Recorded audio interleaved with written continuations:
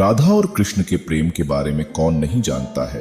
कहते हैं कि कृष्ण और राधा का विवाह नहीं हो पाया था, लेकिन दोनों में इतना प्रेम था कि आज भी दोनों का नाम एक साथ लिया जाता है। श्री कृष्ण का राधा के लिए प्रेम और राधा का श्री कृष्ण के लिए समर्पण देखते ही बनता था।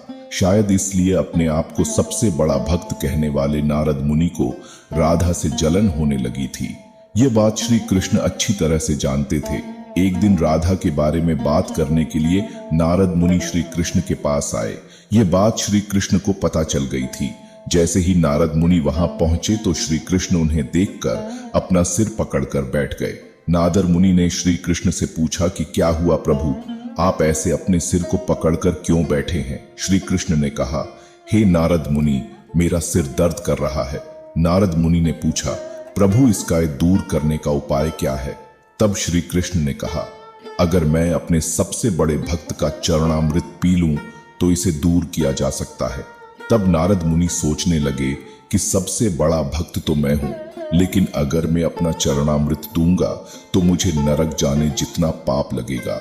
मैं प्रभु को अपना चरणामृत नहीं दे सकता।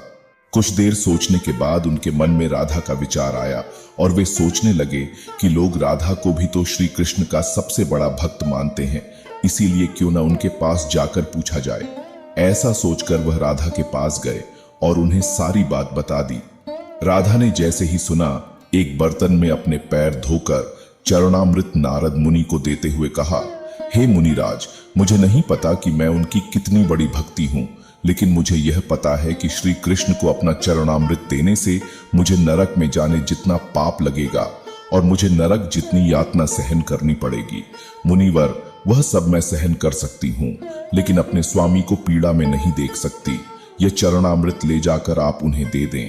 राधा की बात सुनकर नारद मुनि का सारा घमंड चूर चूर हो गया और उनको पता चल गया कि राधा ही सबसे बड़ी भक्त हैं और श्री कृष्ण ने यह लीला मुझे समझाने के लिए ही रची थी। जब नारद मुनि राधा के पास से वापस आ रहे थे तो उनके मुख से केवल राधा के नाम की ही धुन सुनाई दे रही थी। जब वे श्री कृष्ण के पास पहुंचे तो देखा कि श्री कृष्ण उनको देखकर केवल मुस्कुराए जा रहे हैं और नारद मुनि ने भी सारी बात को समझकर उन्हें प्रणाम करते हुए कहा, राधे राधे।